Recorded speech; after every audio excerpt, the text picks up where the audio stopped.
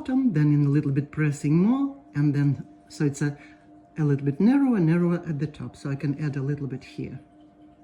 And you can see I have some whites left, and it's stunning because this is reflectiveness. Our next brush is rigger brush. Rigger brush is very, very thin and very long bristles. Look how gorgeous. So, and like I said, in a dancing way, again, starting here, so then it's a little bit thicker at the beginning and then thinner. And then I'm dancing.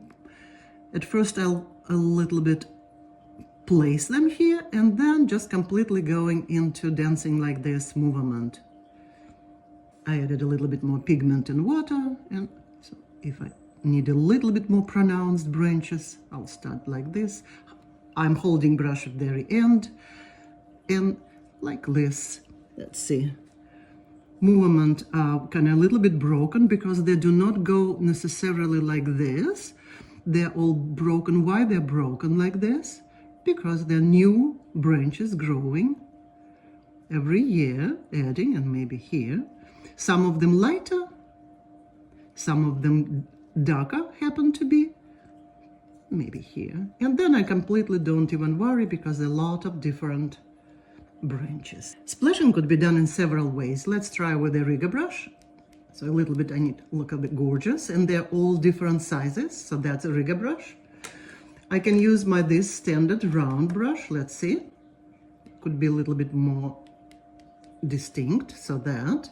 And of course you can use a different color. Or sometimes I've noticed that people like doing like this. And that is as well fabulous way, more controlled way. And we can add some color if it's a different season. And look how it's already, we can do everywhere.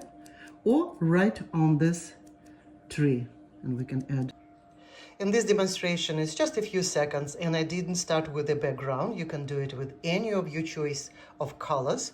This one on the left, I demonstrate that I really don't prefer like this. This is much more distinct and much more pressure on the brush, while this one brush was like angled and very, very light, so there is a lot of different whites, and whites is kind of represents reflectiveness. So here's the final result, and you can certainly add a lot of different other splashes with different colors. Simple. You can do, if it's fall, different, sorry, just right now holding in one hand. So different colors with, whether it's green, whether it's blue, it really doesn't matter at all. If you're not happy with something like that, very easy to lift our pigment. And perhaps what we can do a little bit more splashing with your brush, and it creates some sort of maybe density of leaves. So really, I don't believe in mistakes of any sort. Those kind of mistakes are actually innovation and surprise.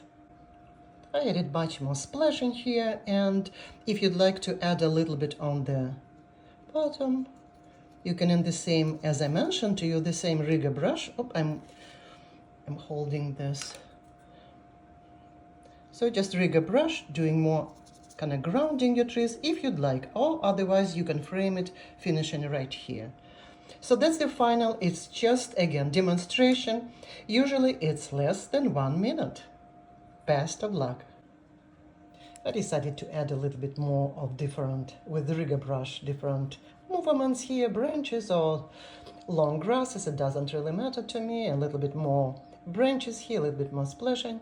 Even added a little bit green because even in fall there are some green leaves remaining. So here is the final, again, very playful, very short demonstration of how to paint trees. Good luck to you all.